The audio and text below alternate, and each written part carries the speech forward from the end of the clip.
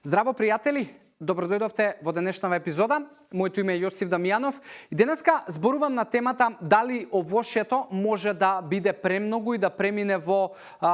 нездраво. Темава ми ја поттикна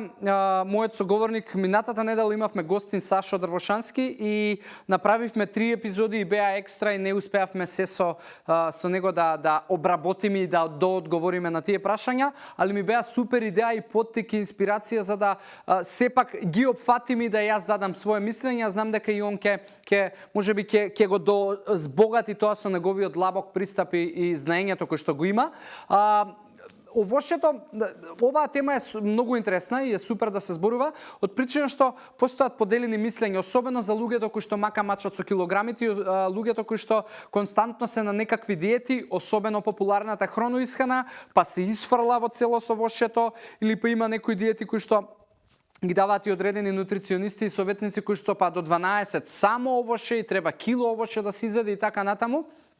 И пак ќе речам, што и да ви функционира, да ви го чува здравието, да се осеќате добро и да изгледате добро, тоа значи дека треба да го задржите, но како генерален аспект на просечната популација и луѓето кои што можеби немаат проблем и како природата не создала, едноставно ги создала метаболичките процеси, сепак постои некој минимум и максимум во сето тоа и сепак треба да правиме некаков баланс. И кога зборуваме за овошјето, она што јас би го рекол е дека дневно 3 до 4 парчиња на овошје се сосема доволно и се што оди над тоа може да предизвика можеби подуеност, може да ви предизвика потреба за благо и шекери, затоа што пак овошјето има фруктозни шекери кои што се одлични и се природни. Но во секој случај кога ги земате во поголеми и почести количини и кога можеби земате и дополнително овошје па кои што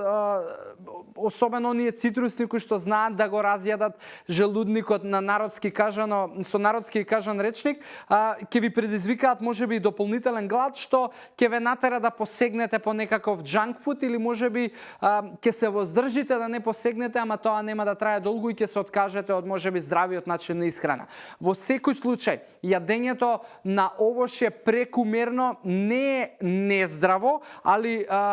не е здраво. Некоја таква терминологија јас би употребил. И пак, она 3 до 4 овошја се генерално добро за просечната популација, нормално доколку се работи за луѓе кои што се изложени на поголем физички напор со големи интензитети, тогаш веќе таа равенка пропаѓа, но тоа се исклучоци, тоа се 5% од населението на глобално ниво. И повторно тука, ако земете 3 до 4 парчиња овошје и плюс можеби 2 до 3 салати во текот на денот, ќе направите еден одличен спој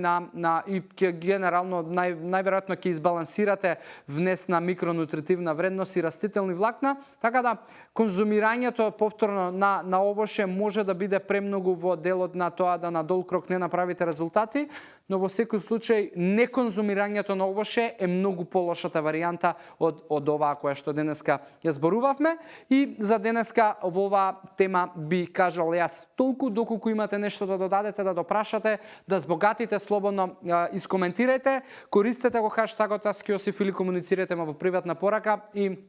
ќе дебатираме и ќе зборуваме, затоа што на крај на денот и сите тие коментари се кислород, моја мотивација и моја инспирација за да го одржуваме ова шоу и овие епизоди во живот. И уште еднаш ќе ви се заблагодарам за целата внимание и време кое што го давате тука и ќе ви посакам здрави животни навики и ќе ви посакам убав ден. Чао, чао!